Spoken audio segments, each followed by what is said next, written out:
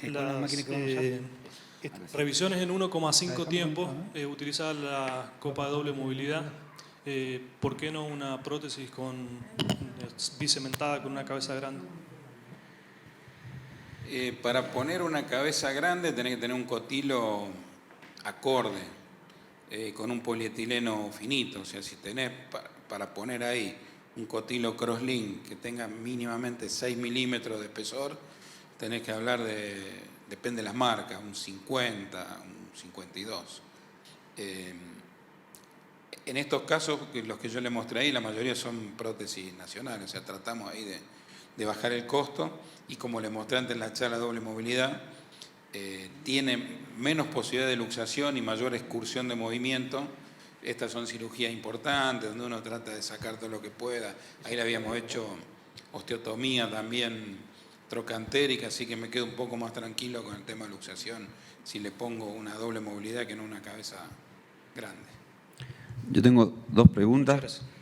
En el postoperatorio inmediato con una herida francamente flebótica donde amerita una toalete, ¿cuál es la primera conducta de ustedes? ¿La punción o directamente ir a hacer el toalet? Y si hacen el toalet, que está recomendado la remoción, en el caso de las fracturas de cadera, la remoción del polietileno, particularmente nosotros nos encontramos con la realidad que si necesitamos hacer esa toalete que es de urgencia, es muy difícil tener la reposición del polietileno por una cuestión de autorización de la obra social y no tenemos el implante para reponerlo de manera inmediata. Entonces, el sacar el polietileno puede pasar que se rompe el sistema de captura del polietileno y entonces en función de esa situación, que es la que nosotros nos toca vivir aquí, ¿cuál sería la recomendación? Hacer el toalet sin retirar el polietileno, pero con una luxación y resecando todo el tejido dudoso, o sacar el polietileno y eventualmente cementar el polietileno sobre el gel en caso de que estuviésemos con una copa no cementada. ¿Me explico? ¿Qué opiniones tienen en ese sentido? Porque nos topamos con esa realidad, digamos. Eso podría entrar dentro del capítulo del drenaje persistente de herida. Y hay muchas variantes, si es un paciente obeso, con una capa de grasa importante, un hematoma. Pero también están, yo eso no lo utilizo hace mucho tiempo más, los anticoagulantes orales, que nos han dado muchos problemas, hematomas, drenaje persistente de herida. Entonces, si el paciente tiene parámetros más o menos normales, y vos le ves que la herida está apenita sospechosa y está con anticoagulante oral o hasta con enoxaparina, se puede hacer el intento de suspenderla por lo menos 24 o 48 horas y ver si eso mejora o no. Nos ha pasado que haciendo ese solo gesto no drena más, o a veces hasta lo hemos punzado y vemos que era sangre, y entonces nos quedamos un poquito más tranquilos. Nunca lo cubro con antibióticos. Pero si tenés duda que una herida que no está bien, que está turgente, dolorosa, está resumando, hay un líquido que no te gusta, creo que es fundamental hablar con el paciente y decirle esto que traté de decir en la charla. Tiene una sola oportunidad de salvarlo y es ahora. Yo me pongo bastante exigente con esto, llamo a que si tenga que llamar a Dios María Santísima para que me traigan el liner o lo que sea. Porque acá hay una discusión importante que vos podés decir, bueno, ¿qué hago? ¿Espero una semana, 10 días que me lo autoricen y a ver si lo tengo? ¿O lo hago lo antes posible? No te digo esta noche, pero mañana.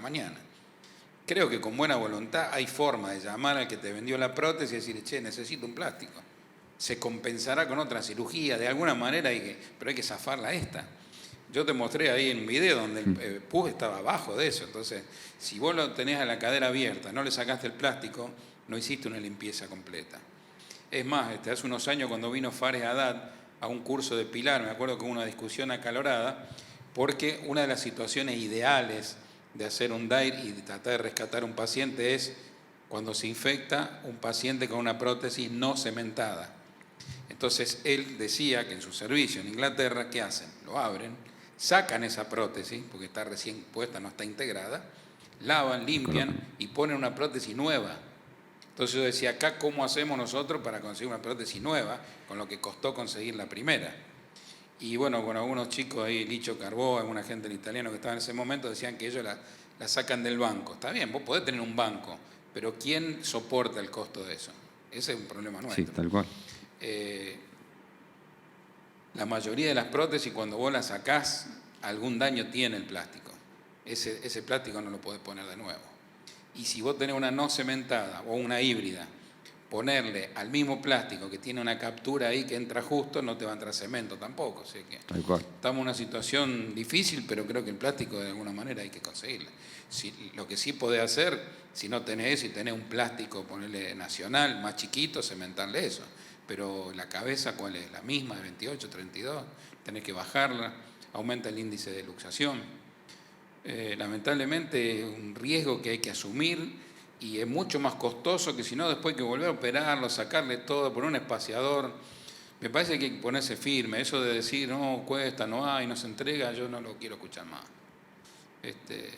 Igual que decir, bueno, nos demora mucho no sabes las broncas, que yo las peleas que agarro con auditor, con dueño de lo que sea de prepaga, porque hace poco me dice, no, nosotros autorizamos para osteosíntesis en fractura después de los 5 días recién.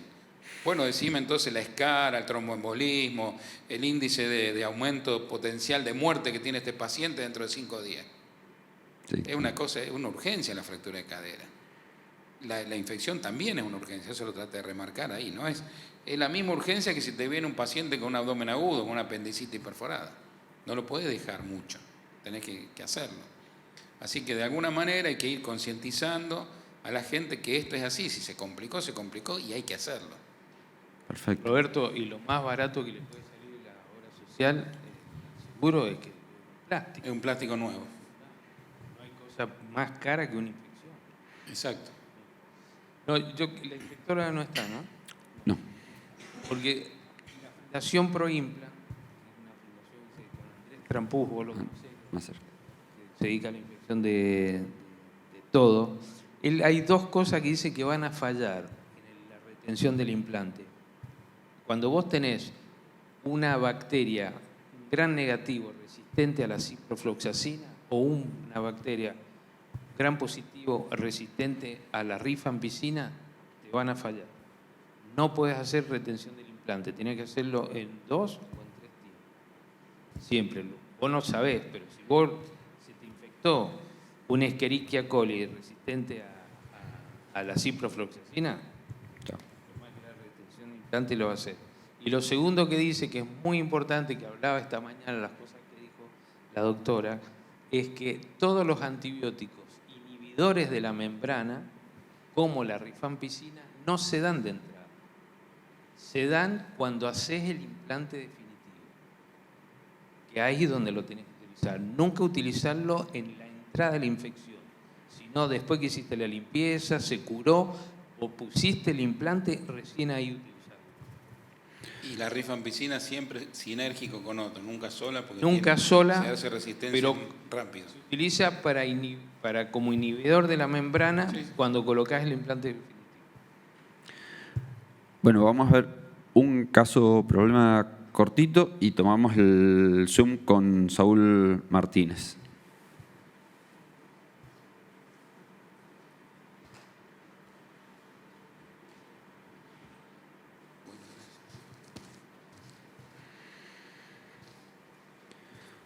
Bueno, esta es una mujer de 43 años, longilínea, con algunos signos de laxitud articular.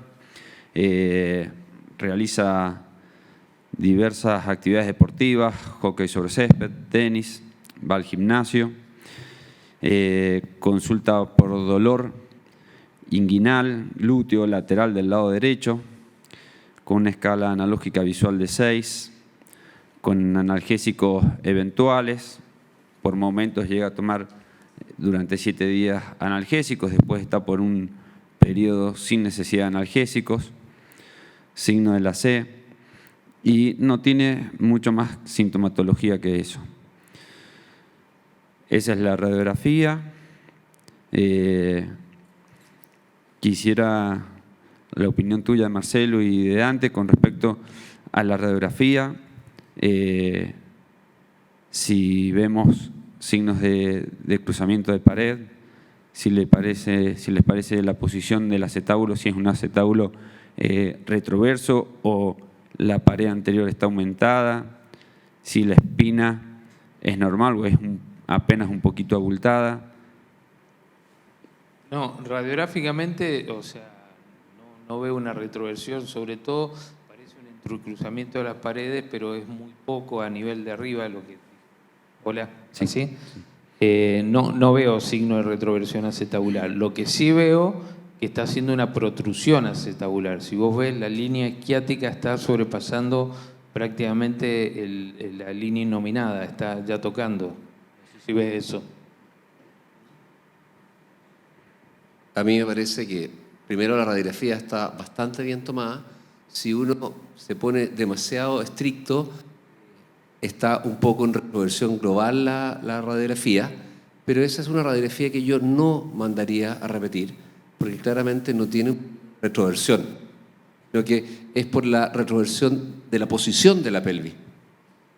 Me parece, estoy de acuerdo con Marcelo, hay una discreta protrusión acetabular y tiene en la axial verdadera una pequeña pérdida de la concavidad de la esfericidad de la cabeza femoral. Eso es lo que puedo ver en la radiografía. No veo calcificaciones periacetabulares, pero esta paciente es probablemente la peor paciente que uno quiere tener para este tipo de patología. 43 años, flaca, deportista, linda, no. Es la peor paciente. Tiene todo lo que acabas de decir. Y amiga. Y amiga, ya. Terrible. Esa es la resonancia en el momento de la consulta. Son las imágenes más representativas. Vemos ahí que tiene una lesión cápsulo-labral. Obviamente una paciente que no quería resignar nada de lo que estaba haciendo, pero tampoco aceptaba la idea de una cirugía.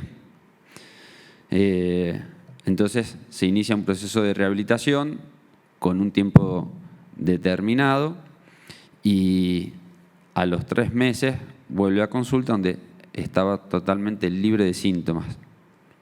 Cuando yo, previo a la consulta, yo ya me venía haciendo la idea de que era una paciente que le iba a indicar algún tipo de cirugía y lo tenemos acá muy cerca a Marcelo Genovesi, así que es mi consultor cercano. Pero me llevé la sorpresa de que cuando volvió a la consulta no tenía síntomas, había retomado su actividad deportiva y así se mantuvo durante 1 año. Esas son más imágenes de la resonancia del 2021. Tiene ahí una patología tendínea también glútea. No sé cuántos síntomas le está dando eso también. A veces lateral, a veces inguinal y por momentos está sin nada de dolor. Esa historia es típica de estos pacientes. Son pacientes que parten con el dolor y que pueden inicialmente ceder y pueden ceder por un tiempo largo, pero después reaparece el dolor y los periodos donde reaparecen los intervalos libres de dolor son cada vez más cortos. ¿Ustedes, para descartar el dolor, le haría un test de lidocaína? Yo no lo hago nunca. Yo solo lo hago cuando creo o cuando tengo mucha duda que el dolor sea intraarticular. Pero sí, por eso, es que si yo creo que el dolor clínicamente es intraarticular, no lo confirmo con el lidocaína. Solo si no sé si es intraarticular. Hasta este momento, ¿cuál sería la indicación de tratamiento?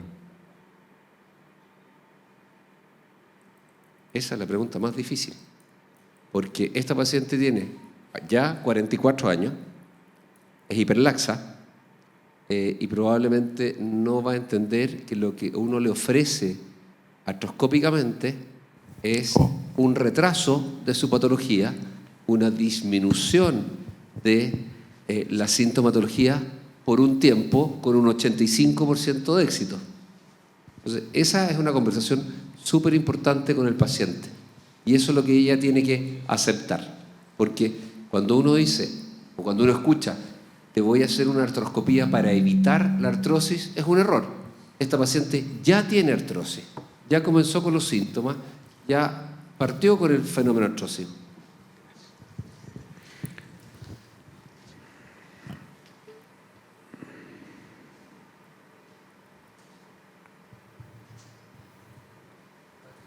Solo viene con la consulta, me hice la resonancia de control porque quiero ver cómo estoy, pero estoy sin dolor.